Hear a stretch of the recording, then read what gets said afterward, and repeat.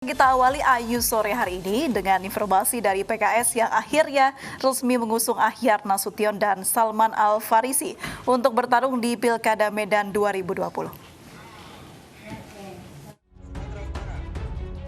PKS resmi mengumumkan nama pasangan bakal calon wali kota dan wakil wali kota Medan 2020, Ahyar Nasution dan Salman Al-Farisi, melalui rapat koordinasi nasional di DPP PKS. Rekomendasi dukungan dari PKS menguatkan pasangan Ahyar Nasution dan Salman Al-Farisi untuk bertarung di Pilkada Medan 2020 setelah 2 hari sebelumnya yakni 27 Agustus, Partai Demokrat menyerahkan rekomendasi kepada Ahyar untuk maju di Pilkada bersama Salman Al-Farisi. Pasangan Ahyar Nasution dan Salman Al-Farisi rencananya akan didaftarkan ke KPU Kota Medan sebelum hari pendaftaran terakhir yakni tanggal 6 September 2020. Kita melihat dari kesiapan kita secara administrasi, paling tidak sebelum tanggal 6 kita sudah mendaftarkan diri ke KPU. Pasti solid PKS dan Demokrat gitu ya. Kita juga berharap pada partai-partai lain ya kita sangat welcome. PKS memiliki 7 kursi perwakilan di DPR di Kota Medan, sedangkan Demokrat berjumlah 4 kursi. Dengan bergabungnya 2 partai sudah memenuhi syarat bagi Ahyar Nasution dan Salman Al-Farisi untuk maju di kontestasi Pilkada Medan. Dari Medan, Sumatera Utara, Said Ilham, iNews melaporkan. 16 polisi diperiksa terkait pembubaran tawuran yang berujung penembakan terhadap 3 warga. Sementara dari hasil otopsi dan pemeriksaan, petugas 2 dari 3 korban didapati dalam pengaruh narkoba dan minuman keras.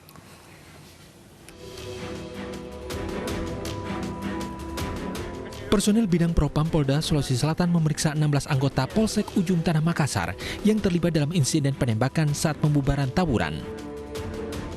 Dari insiden berdarah pada minggu lalu, 1 dari 3 korban penembakan tewas. Dari hasil otopsi dan pemeriksaan, 2 korban berada dalam pengaruh narkoba. Fakta-fakta dan juga prosedur-prosedur dilaksanakan. Nah, terkait dengan itu juga, ini kan ada senjata yang digunakan oleh personel tersebut. Nah, senjata tersebut juga sudah diamankan oleh Propam. Nantinya akan kita cek, karena memang dalam setiap prosedur penembakan itu harus jelas dari jenis senjata mana yang dilakukan penembakan dan siapa yang mempunyai organik senjata tersebut. Ini nanti akan kita dalami. Sementara kemarin malam ratusan orang menyambut kedatangan jenazah Anjas, pemuda yang diduga tewas akibat ditembak polisi. Korban sebelumnya mendapatkan perawatan intensif di Rumah Sakit Polri Bayangkara Kota Makassar. Sementara 2 orang korban penembakan lainnya, yaitu Amal Ma'ruf dan Iqbal, masih dalam perawatan di rumah sakit. Dari Makassar, Sulawesi Selatan, Tim Liputan iNews melaporkan. Sebelumnya pemirsa, salah satu polisi dikeroyok dan terpaksa mengeluarkan tembakan peringatan ke udara guna melepaskan diri dari amukan massa. Akibatnya 3 warga tertembak dan 1 orang diantaranya tewas.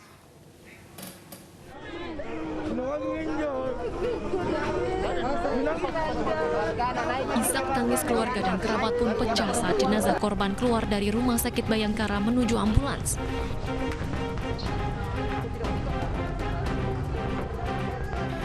Anjas merupakan 1 dari 3 korban yang mengalami luka tembak saat penyidik dari Polres Pelabuhan mengeluarkan tembakan peringatan saat sedang bertugas di Jalan Barukang, Sulawesi Selatan Minggu sore. Sebelumnya, salah satu penyidik Bribka Uskan dikeroyok dan terpaksa mengeluarkan tembakan peringatan ke udara guna melepaskan diri dari amukan massa. Di saat yang sama, ketiga korban, Anjas, Iqbal, dan Amar, terkena tembakan.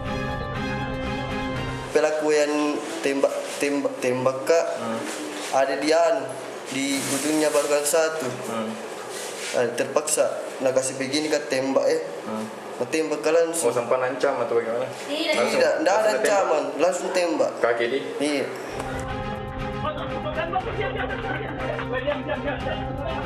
Dalam video amatir terekam aksi koboi polisi saat membubarkan sekelompok pemuda dengan tembakan senjata berulang kali di Jalan Barukang, Makassar, Sulawesi Selatan. Sejumlah pemuda terkena peluru milik petugas hingga jatuh.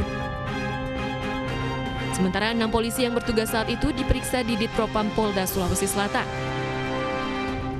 Dari Makassar, Sulawesi Selatan, Yoel Yusfin, iNews melaporkan. Ya, informasi terbaru mengenai peluru nyasar yang mengakibatkan warga tewas sudah bersama kami Kabid Humas Polda Sulawesi Selatan, Kombes Pol Ibrahim Tompo. Selamat sore Pak Ibrahim. Selamat sore Anissa. Baik, Pak Ibrahim, bagaimana perkembangan penyelidikan kasus peluru nyasar ini?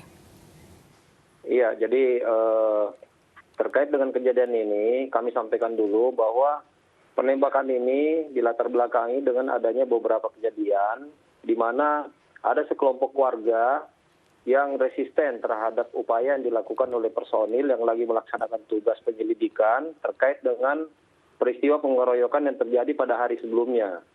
Nah, di mana pada saat anggota melaksanakan penyelidikan untuk mencari pelaku pengeroyokan tersebut, ditemui ada kelompok masyarakat yang sedang minum.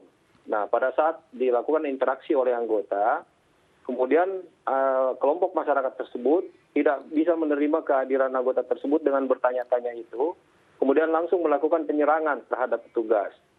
Nah, dengan kondisi ini, akhirnya petugas tersebut berupaya menyelamatkan diri, namun oleh kelompok masyarakat ini tetap dikeroyok, dilempar pakai batu, kayu, kemudian diteriakin maling. Nah, pada saat kondisi itulah akhirnya banyak massa yang semakin turun dan semakin banyak, anggota tersebut semakin terdesak. Nah, dalam keadaan seperti itulah anggota melakukan penembakan dan terjadi penembakan, korbannya kurang lebih sekitar 3 orang.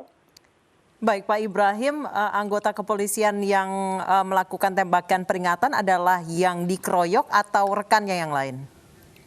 Jadi pada saat anggota tersebut terdesak, sempat menghubungi rekannya yang melaksanakan penyelidikan waktu itu dan kemudian menginformasikan lagi kepada personil yang lain yang lagi bertugas juga saat itu. Nah, pada saat itulah ada bantuan dari anggota tersebut untuk melaksanakan penyelamatan terhadap anggota yang lagi terdesak ini. Di situ ada beberapa tembakan-tembakan yang timbul diarahkan kepada masyarakat untuk menghalaunya. Nah, termasuk juga penembakan dengan menggunakan flashball. Baik, Pak Ibrahim, jika memang ditunjukkan untuk membubarkan massa dan untuk tembakan peringatan, kemana seharusnya senjata itu mengarah? Iya, jadi dari pendalaman yang kita lakukan, didapat informasi bahwa anggota ini pada saat awal kejadian sudah memperingatkan bahwa dia petugas. Nah, tetapi himbauan tersebut tidak dihiraukan oleh masyarakat, kemudian melakukan tembakan peringatan dan menembakkan ke atas sebanyak 2 kali. Nah, namun tetap tidak dihiraukan oleh masyarakat tersebut. Baik, dari informasi terkini bahwa ada 3 korban salah sasaran tembak dari tembakan peringatan tersebut, 1 diantaranya meninggal dunia. Bisakah tembakan peringatan yang memang diarahkan ke atas kemudian bisa sampai mengenai seseorang dan menyebabkan hilangnya nyawa, Pak? Iya, jadi memang penggunaan senjata api ini kan memang ada prosedurnya. Nah, terkait juga dengan kondisi dan situasi yang ada saat itu, ini merupakan asas diskresi dari orang perorangan personil yang sedang bertugas. Jadi dia yang bisa melakukan penilaian terhadap perlu tidaknya menggunakan senjata api tersebut. Nah, ini yang terjadi yang sedang dialami oleh anggota ini. Akankah dilakukan pendidikan lebih lanjut, Pak, mengingat ini menghilangkan nyawa seorang begitu? Benar, jadi kita tetap berusaha untuk seobjektif mungkin, apalagi ini dengan adanya korban jiwa. Nah, dalam pelaksanaan tugas, otomatis semua harus sesuai dengan prosedur. Untuk itu kita telah melakukan penyelidikan dan pemeriksaan terhadap anggota-anggota ini, apakah pada saat mereka melaksanakan tugas ini sesuai dengan prosedur atau tidak. Nah, langkah-langkah yang kita lakukan sekarang sudah melakukan pemeriksaan terhadap 16 personil yang melaksanakan tugas pada malam itu. Kemudian untuk pengamanan awal, karena ini kan semua harus kita perjelas terkait masalah senjata yang sempat ditembakkan, kemudian arahnya dari mana, ini juga harus kita klarifikasi dengan jelas. Untuk itu 10 senjata sudah dilakukan penyitaan untuk nanti rencananya akan kita uji balistik. Baik, Pak Ibrahim, menurut keterangan salah satu korban penembakan, ia mengatakan bahwa sama sekali tidak ada peringatan dari polisi, langsung katanya terjadi penembakan itu. Iya, jadi memang ini perlu kita luruskan. Ada beberapa klarifikasi terkait dengan situasinya. Dari versi banyak orang di sana, memang mungkin akan menimbulkan persepsi yang bermacam-macam. Tetapi pada saat kejadiannya, yang terjadi pada saat awal itu, ada sekelompok warga yang melaksanakan minum. Ini yang tahu betul persis peristiwanya. Nah, pada saat dilakukan, terjadi permasalahan dengan petugas melarikan diri, kemudian mereka teriak maling. Nah, ini ada beberapa warga yang turun ke tempat itu, mungkin kalau dari versi mereka diminta keterangannya, mungkin akan berbeda lagi. Tetapi seperti yang saya sampaikan tadi, bahwa kondisinya di lapangan itu warga melakukan pengeroyokan terhadap petugas yang sedang melaksanakan tugas. Berarti dalam arti kata lain, petugas melakukan pembelaan diri begitu, Pak? Iya, jadi kondisi anggota pada saat itu sudah merasa terdesak, sehingga memanggil personil yang lain untuk membantunya. Nah, pada saat itu juga dia terpaksa mengeluarkan tembakan tersebut untuk menyelamatkan diri. Baik. Terima kasih Kombes Pol Ibrahim Tompo telah bergabung bersama kami di iNews Sore. Pemirsa, kita menuju ke Kejaksaan Agung untuk mengikuti keterangan pers terkait insiden kebakaran Kejaksaan Agung.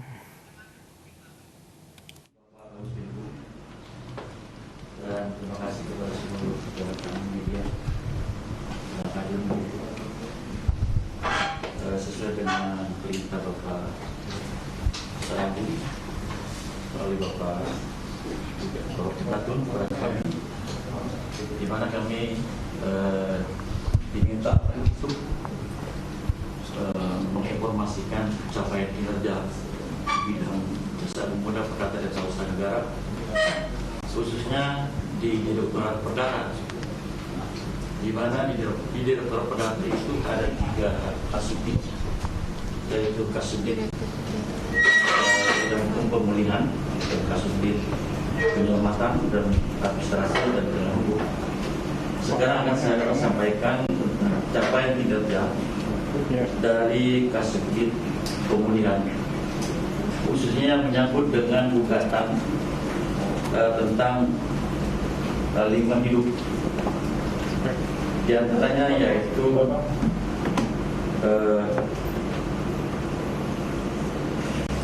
gugatan dalam perkara litigasi, yaitu PT Merbabu Pelawan Lestari,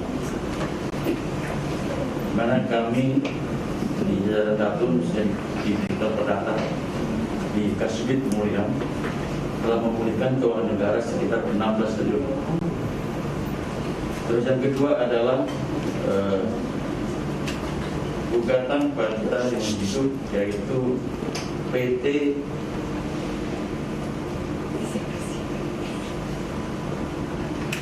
OAU Indonesia, juga gugatan pada lingkungan hidup PT KWK, dan juga gugatan pada KLHK PT Kalista Alam. Itu adalah merupakan 4 PT yang memang besar-besar kita dalam memulihkan keuangan negara. Dari semua gugatan itu dan ditambah lagi beberapa PT yang lainnya yang sifatnya masih kecil dalam memulihkan keuangan negara sekitar 1 miliaran. Jumlahnya semua itu dari 11 gugatan terhadap PT tersebut, kita dapat menyelamatkan keuangan negara sebesar 16 triliun 870 miliar 965 juta 595 32 rupiah. Kita ke informasi selanjutnya, pemirsa. 2 hari pasca insiden penyerangan layanan di Mapolsek Ciracas, Jakarta Timur berjalan normal dengan pengamanan ketat. Sementara itu, Kodam Jaya bersama Polda Metro Jaya masih menghitung nilai kerugian yang timbul akibat peristiwa tersebut.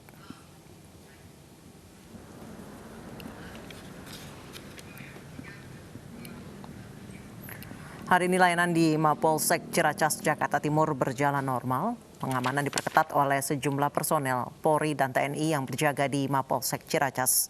Bangunan yang rusak akibat penyerangan belum sepenuhnya diperbaiki dan hingga kini Kodam Jaya, Polda Metro Jaya masih menghitung nilai kerugian yang timbul akibat insiden ini. TNI Angkatan Darat berjanji akan membayar ganti rugi kerusakan. Sementara itu, 3 korban luka masih dirawat di RSPAD Gatot Subroto, Jakarta. Sedangkan pemeriksaan terhadap 31 pelaku masih berlangsung.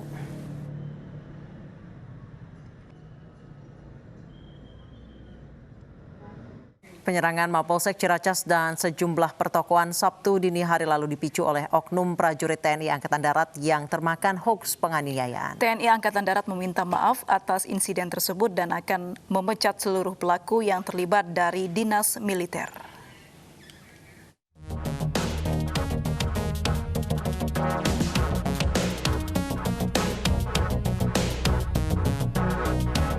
Sekelompok orang menyerang sejumlah pertokoan dan Mapolsek Ciracas, Jakarta Timur Sabtu dini hari lalu.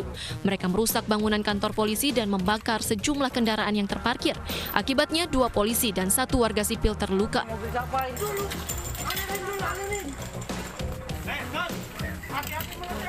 Setelah petugas dari Polri dan TNI menggelar olah tempat kejadian perkara, diketahui fakta bahwa insiden berawal dari sejumlah prajurit TNI AD yang termakan hoaks penganiayaan. Penyerangan berawal dari kecelakaan yang menimpa prajurit TNI Prada MI. Prada MI memberitahu puluhan rekannya terkait kecelakaan ini, sehingga muncul berita bohong bahwa Prada MI dianiaya. Rekan-rekan Prada MI pun lantas menyerang Mapolsek Ciracas.